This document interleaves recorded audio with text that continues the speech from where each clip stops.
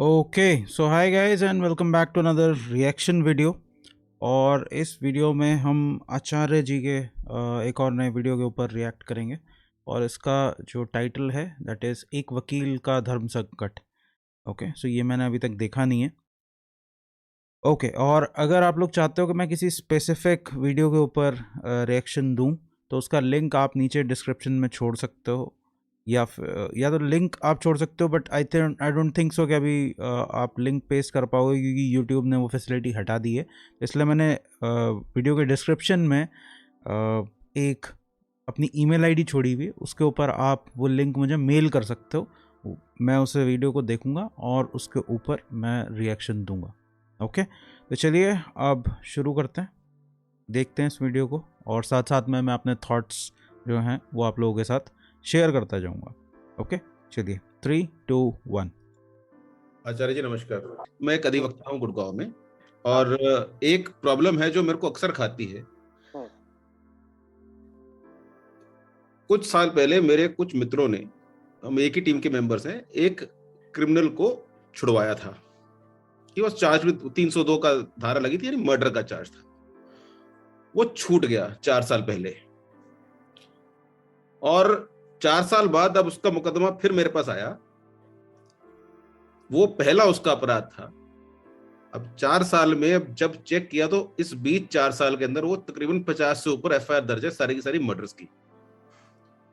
अब मेरी प्रॉब्लम ये है कि 50 मर्डर अगर कर चुका मैं बंदा। लेता हूं और छुड़ाता हूं तो इसके बाद जो कुकर्म करेगा उसका मेरे पे पाप चढ़ता है। मैं अगर केस नहीं लेता हूं तो जो मेरे एडवोकेसी जो प्रोफेशनल एथिक्स हैं मैं उसके अगेंस्ट जाता हूं। मैं केस लेके हार नहीं सकता क्योंकि वो भी एथिक्स के अगेंस्ट जाता है, और अगर मैं केस नहीं भी लूंगा तो कोई दूसरा लेगा। तो ये एक प्रॉब्लम है जो अक्सर स्पेशली क्रिमिनल केसेस के अंदर बहुत ज्यादा आती है। मतलब सिविल में भी आती है पर क्रिमिनल में तो बहुत ज्यादा आती है। फिर अल्टीमेटली हम अपने आप को क्या यही तसल्ली देते हैं कि यार हमें घर भी तो चलाना है और मैं नहीं करूंगा तो कोई और करेगा। But what is the right path? देखिए, वकील होने के नाते आप सबसे सही स्थान पर हैं ये जानने के लिए कि सामने वाला निर्दोष है या नहीं है। न्यायालय को तो ऐसा प्रमाणों और गवाहों के बाद पता चलेगा। ऐसा बोला जाता है कि डॉक्टर और वकील से कोई बात छुपानी नहीं चाहिए, तो इसलिए आपका जो डॉक्टर है और जो आपका वकील है वो हर वो बात जानता है जो दुनिया में कोई भी नहीं जानता। आपकी पूरी सच्चाई उसे पता होती है। आपको उससे पहले पता चल जाता है ना।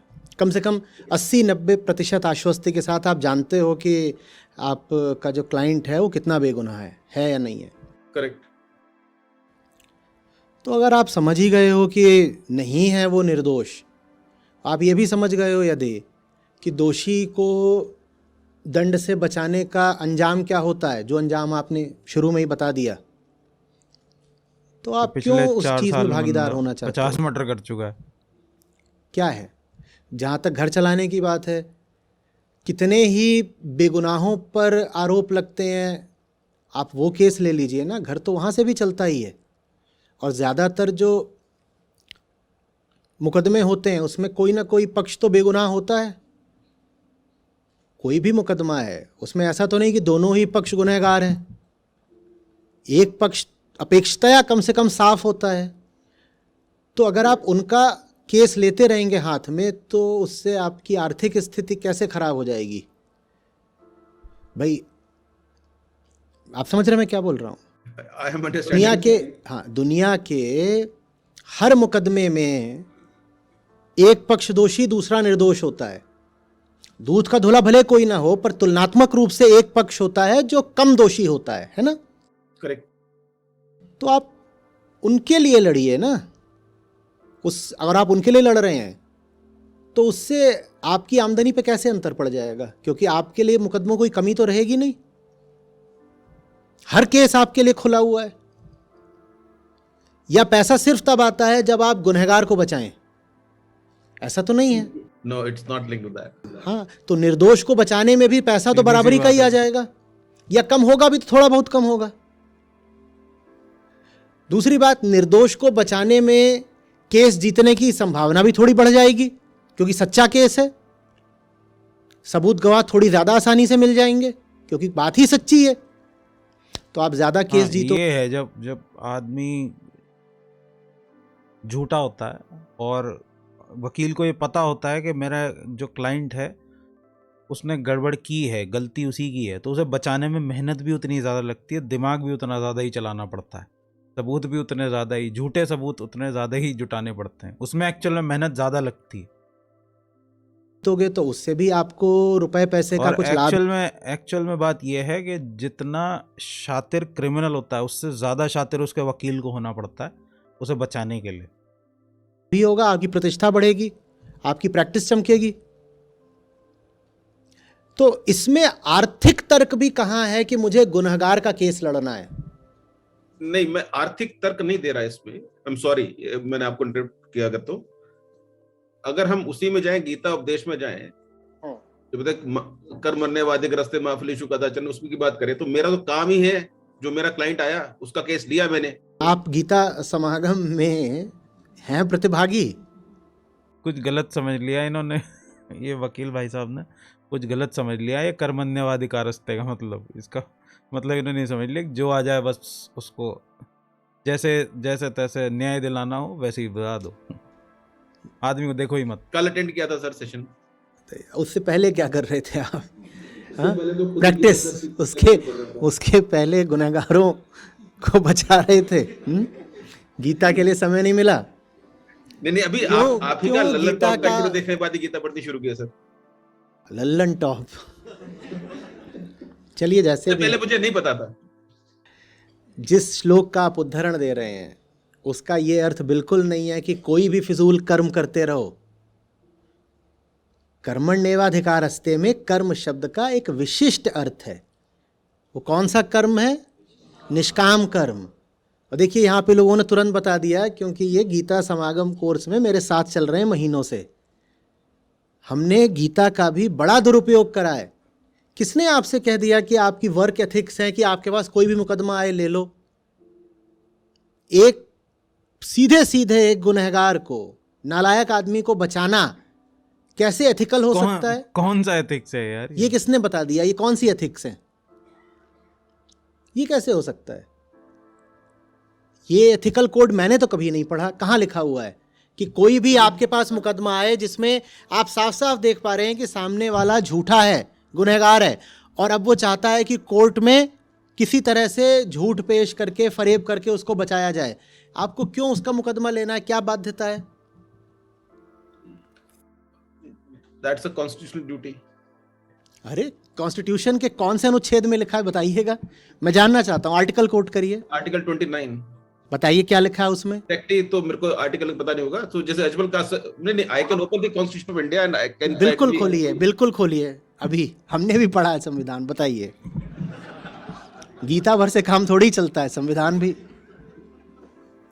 कहाँ लिखा है कि किसी लॉयर को एक झूठा केस लड़ना पड़ेगा और ये आपका संवैधानिक दायित्व है?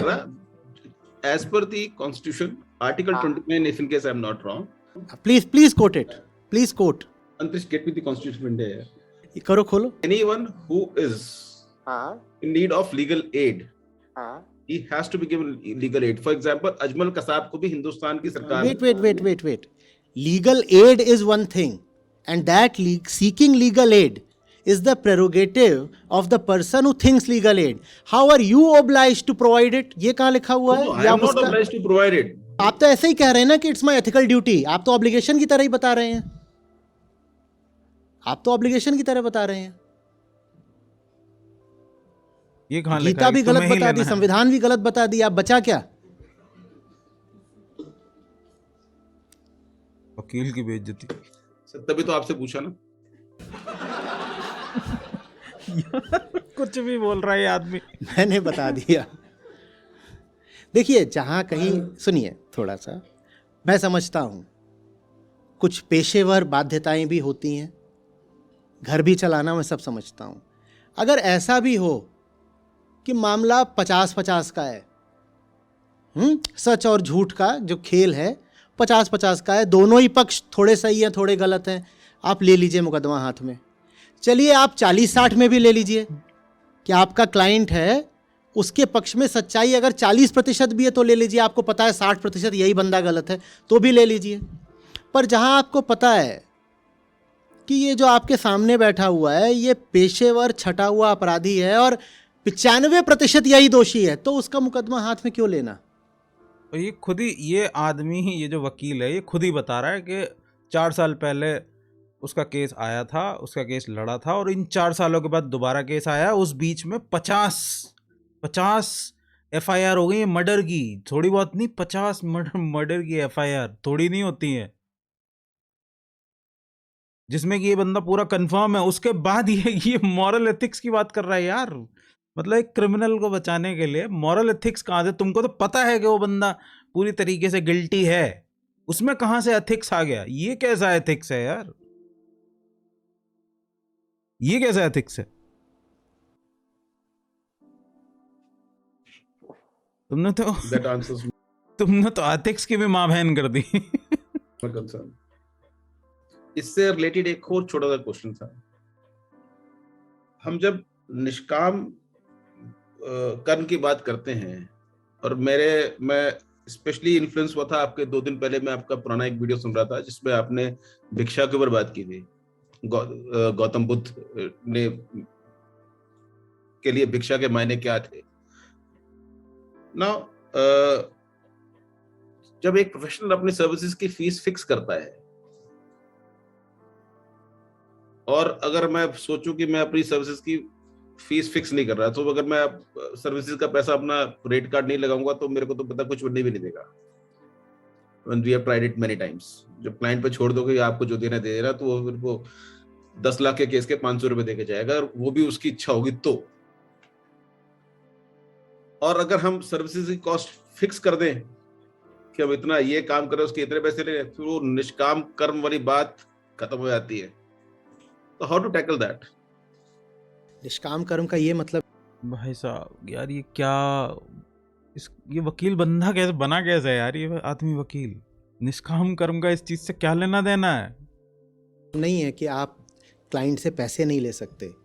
निष्काम कर्म का मतलब है आप जो कर रहे हैं वो धर्म के लिए कर रहे हैं, आपके अपने स्वार्थ से ऊपर कृष्णत्व है, माने धर्म है। अगर धर्म के लिए कुछ करने हैं तो संसाधन चाहिए, तो क्यों नहीं मांगेंगे आप? क्यों नहीं मांगेंगे? अच्छा, इनको ये नहीं समझ में आ रहा है कि धर्म और जीवन में सरवाइव करना दो एक अलग अलग बातें हैं। निष्काम कर्म का लेना देना धर्म से है, आपके सर्वाइवल से लेना देना नहीं है उसका। भाई सरवाइव करोगे तभी तो तुम धर्म के पथ पे भी चलोगे ना। जेब में पैसा होगा, पेट में खाना होगा, तभी तो धर्म के पथ पे चलोगे। खाली पेट वालों के लिए खाना, खाली पेट वालों के लिए धर्म नहीं होता। और ये कहाँ बोला? कृष्ण खुद एक राजा हैं यार, कृष्ण खुद एक राजा हैं। वो इतनी बड़ी नगरी के, द्वारिका नाम की नगरी के राजा हैं, उनके पास किस चीज़ की कमी है? उनके पास कौन से पैसे की कमी है? वो क्यों बोलेंगे ऐसी बात? बेकार की बात कर रहा है यार ये आदमी। अच्छा ठीक है, आपने 6 महीने तक किसी से कुछ नहीं लिया, ठीक है, और आप अच्छा काम करते हैं, आप कोशिश करते हैं कि आप बेगुनाहों को न्याय दिलाएं, मान लीजिए 6 महीने तक आपने किसी से कुछ नहीं लिया, आपको लगा निष्काम कर्म का यही मतलब है कि बिना पैसा लिए सबका मुकदमा लड़ते रहो। 6 महीने बाद आपकी क्या हालत होगी? आप सड़क पर आ जाओगे। उसके बाद आप कोई मुकदमा लड़ पाओगे? No. तो अब धर्म की रक्षा कौन करेगा? कमजोर आदमी धर्म की रक्षा नहीं कर सकता। धर्म की रक्षा करने के लिए पहले तुम्हारा खुद का ताकतवर होना जरूरी है। ये बात लोगों को पता नहीं, समझने में इतनी दिक्कत क्यों होती है। कृष्ण कभी पैसे से थोड़ी हिचकिचाए हैं, उनके पास धन संपत्ति की कोई कमी थी, वो कभी धन संपत्ति से नहीं हिचकिचाए, वो कभी ताकत से नहीं हिचकिचाए। ये पता नहीं धर्म में कहां से आ गया है कि कमजोर आदमी धार्मिक होता है। जब तुम कमजोर हो, तुम्हें कोई भी आके लताड़ के जा सकता है, तो काहे कि तुम धर्म की रक्षा करो? तुम अपनी नहीं रक्षा कर पाओगे, धर्म की तो खाक करोगे। धर्म की रक्षा करने के लिए पहले तुम्हारा खुद का सबल होना, ताकतवर होना जरूरी है। कृष्ण यही इंडिकेट करते हैं। कृष्ण इतने पावरफुल हैं, कोई उन पे अटैक कर सकता है, कोई उनसे लड़ सकता है। महाभारत अगर आप पढ़ेंगे तो एक गलती दुर्योधन ने की थी। दुर्योधन ने कृष्ण को बंदी बनाने की कोशिश की थी। क्या हालत हुई थी दुर्योधन की? उस सभा के अंदर लोग उसे समझा रहे थे कि भाई तू क्या बेवकूफ़ी करने जा रहा है, लेकिन वो नहीं माना। फिर अल्टीमेटली उसको भुगतना पड़ा। तो ताकतवर आदमी ही धर्म की रक्षा कर सकता है, क्योंकि ताकतवर आदमी से कोई पंगा नहीं लेना चाहता। और आज की दुनिया की प्रॉब्लम यही है कि ताकतवर आदमी ही बिगड़ा हुआ है। ताकतवर आदमी ही सबसे ज्यादा गैर जिम्मेदार और अधार्मिक है। आप मान लीजिए एक सहृदय सद्भावना रखने वाले बहुत अच्छे लीगल प्रोफेशनल हैं, और आप कह रहे हैं कि मैं चुन चुन करके सही केस उठाता हूं, उनके लिए लड़ता हूं। साथ में आपने ये भी कह दिया मैं मुफ्त लड़ूंगा सबके लिए। 6 महीने में आप खत्म हो जाओगे। ये बॉलीवुड की पिक्चरों से आता है। ये बॉलीवुड की पिक्चरों में जो दिखाता है ना कि अच्छा वकील जो है वो फ्री में लड़ता है, डेयरडेविल एक्ट। 6 महीने बाद धर्म के लिए मुफ्त केस कौन लड़ेगा? कोई नहीं। मुफ्त तो छोड़ दो, धर्म के लिए लड़ने वाला भी नहीं रहा। अब धर्म के लिए लड़ने वो भी वाले दिवालिया खत्म हो गया, या जाएगा। खत्म हो गया, या निराश हो गया, है ना। तो जहां उचित है वहां पर अगर आप फीस ले रहे हो अपने लोगों से तो ये बिल्कुल ठीक है। हाँ, अब कोई ऐसा आ गया जो नहीं दे सकता, आप उससे भी बोलो कि 10 लाख देना है, तो ये अन्याय है। हाँ, जो दे सकता है उससे आप क्यों नहीं लेंगे?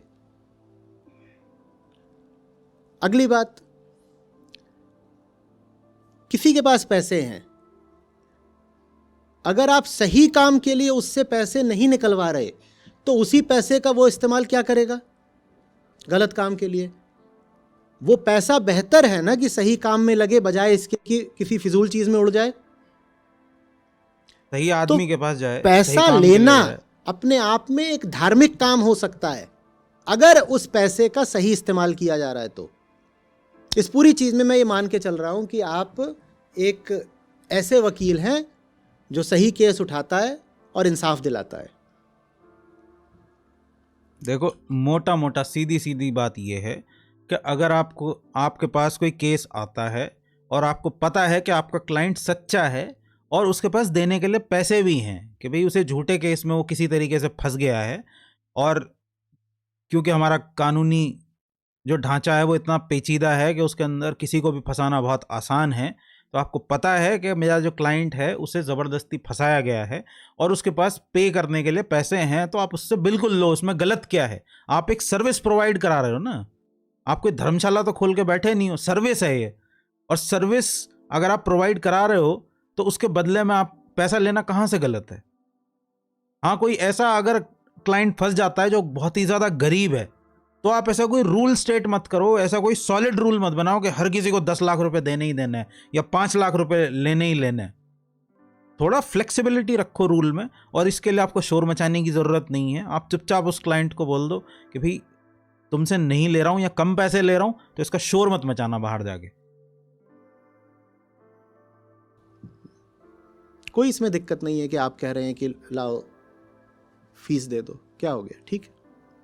बस ये मत करिएगा कि कोई मजबूरी में है तो उसको बिल्कुल उसकी बाह मरोड़ दी और पूरा निचोड़ लिया उसको, ये नहीं करिएगा। We do pro bono a lot. बस प्रो बोनो भी करने के लिए बहुत सारे ऐसे लोग चाहिए ना जो पे करते हों, तभी तो प्रो बोनो अफोर्ड कर पाएंगे आप। एग्जैक्टली वही इशू आता है ना कि जैसे हम पेंशन के काफी केसेस करते हैं हाई कोर्ट में, तो कईयों को फ्री में करते हैं, पैसे लेते फिर रहता है कि यार why are we not having parity among the two. नहीं, पैरिटी कैसी? कोई गरीब है वो पैसा दे नहीं सकता बेचारा, उससे आप पैसा कैसे ले लेंगे? उससे मत लीजिए, पैरिटी की कोई बात ही नहीं है। जो नहीं दे सकता उससे मत लीजिए, जो दे सकता है उससे अवश्य लीजिए। उससे लो, ऑब्वियस सी बात है। Thank you, that answers my question sir. तो इसमें कंफ्यूजन वाली कोई बात ही नहीं है। सीधी सी बात यह है कि आप ईमानदार रहिए, ईमानदारी वाले केसेस उठाइए, जो कि लीगल सिस्टम में मजाक जैसा लगता है सुनने में। अब पता नहीं ये इसके ऊपर चल पाएंगे नहीं चल पाएंगे, कितने दिन चल पाएंगे, बट सीधी सी बात यही है कि आप उससे पैसा लीजिए जो दे सकता है, जो अफोर्ड कर सकता है उससे लो। लेकिन अगर कोई ऐसा आदमी है, जैसा इन्होंने पेंशन वाले केसेस की बात बताई कि लोगों की पेंशन अटक जाती है, नहीं आती, उसके लिए केस लड़ना पड़ता है, तो वहाँ पे आपको लगता है कि भाई आदमी बहुत गरीब है और आपको भी पता है कि आदमी गरीब है, तो आप उससे मत लो। बात सीधी सी है। ओके, तो खैर चलो अब इस यहीं पर एंड करते हैं। अगर आप लोगों का कोई ऐसा वीडियो है जिस पे आप चाहते हैं कि मैं रिएक्ट करूं, तो डिस्क्रिप्शन में मेरी ईमेल आईडी का लिंक है, आप वहां पर मुझे भेज सकते हैं। और जाने से पहले अगर आप लोगों ने चैनल सब्सक्राइब नहीं किया है तो चैनल को सब्सक्राइब कर लो और बेल आइकन ज़रूर प्रेस करो, ताकि जब भी मैं वीडियो अपलोड करूं तो आप लोगों तक नोटिफिकेशन ज़रूर पहुंचे। और वीडियो को लाइक कीजिए और लोगों के साथ भी शेयर कीजिए। मैं चलता हूं, मैं मिलूंगा आप लोगों से अगले वीडियो में। तब तक के लिए thank you so much for watching and I will see you next time. Bye bye.